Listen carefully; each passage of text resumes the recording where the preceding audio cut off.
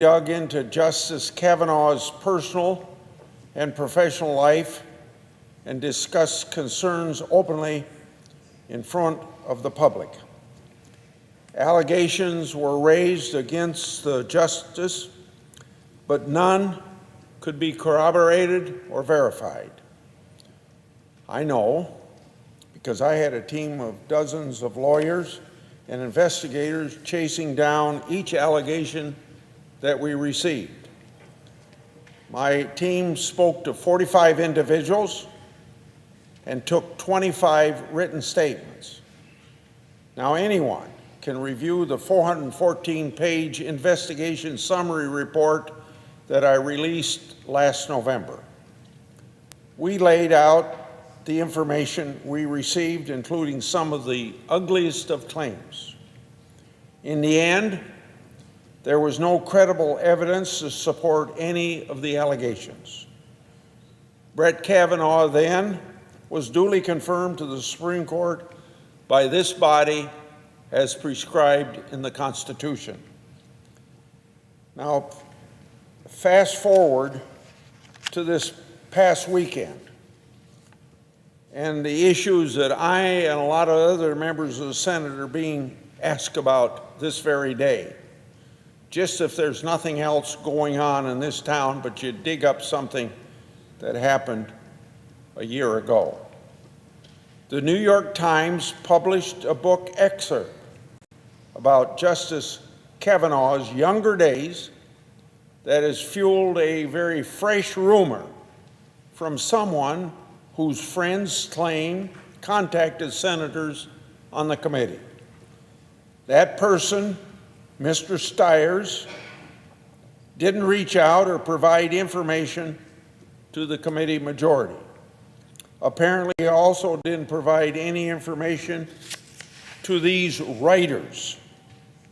It's only on the word of two anonymous sources that his name and accusation comes up in this story in the New York Times. And again, my office never received anything from Mr. Stier or his unnamed friends, and we never received an allegation against Kavanaugh like the one referenced in the report over this weekend. After interviewing 8 people related to the Ramirez allegations, not once was Mr. Stier's name mentioned. Had my staff received substantive allegations, or had he approached me or my staff, we would have attempted to take a statement and interview him. But the alleged victim, who also didn't speak to these writers, apparently does not recall the incident. That's a point that the New York Times failed to include in its initial coverage. Now, it happens that accountability is a cornerstone of democracy. I welcome scrutiny of my work. I frequently refer to reporters, journalists, as the police of our democratic system. But today I'm reminded of a very old adage: who will watch the watchman? This weekend's report includes some embarrassing, irresponsible missteps, mistakes that warrant serious self-reflection. A year ago, after the interviews with dozens of people, the New York Times couldn't even corroborate the allegations laid out by Ms. Ramirez and declined to report on them. With nothing but a year of time and another interview with Ramirez herself, the paper thought those unverified claims were suddenly worth printing.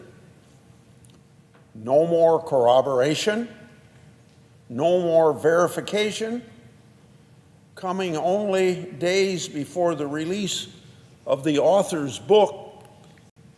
I can't help but wonder, if the timing had something to do with the decision to run the story, maybe sell more books.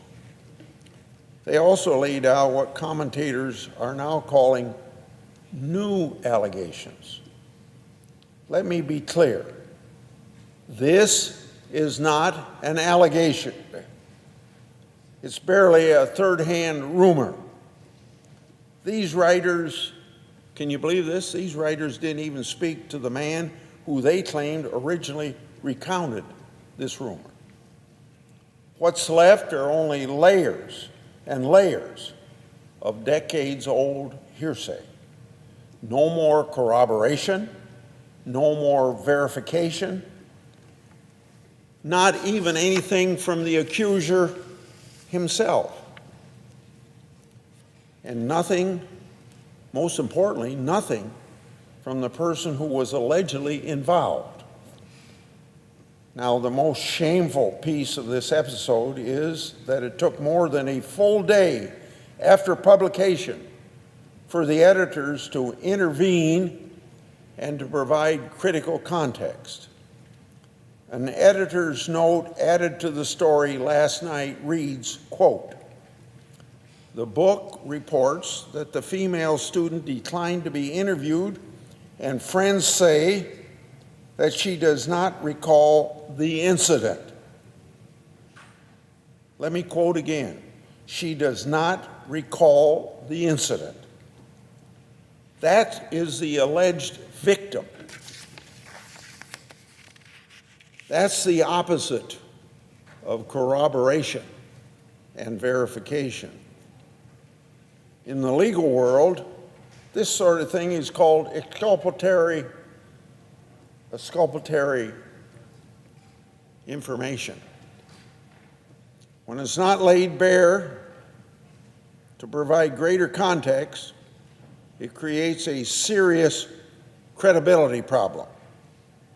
In this case, the New York Times withheld crucial facts that undercuts its own reporting.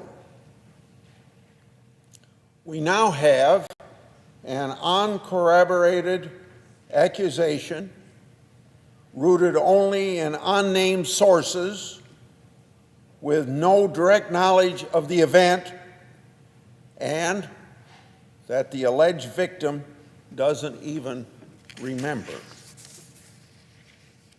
Now, you know about the New York Times.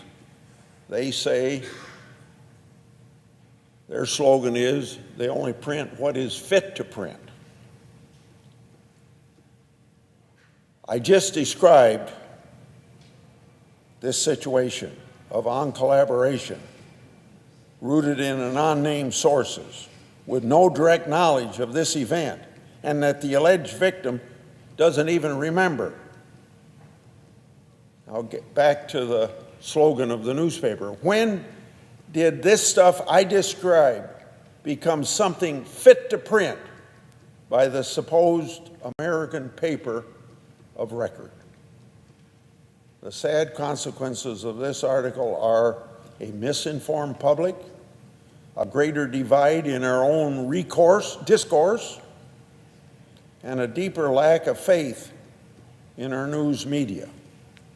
I yield the floor and suggest the absence of a quorum. Clerk, call the roll. Mr. Alexander.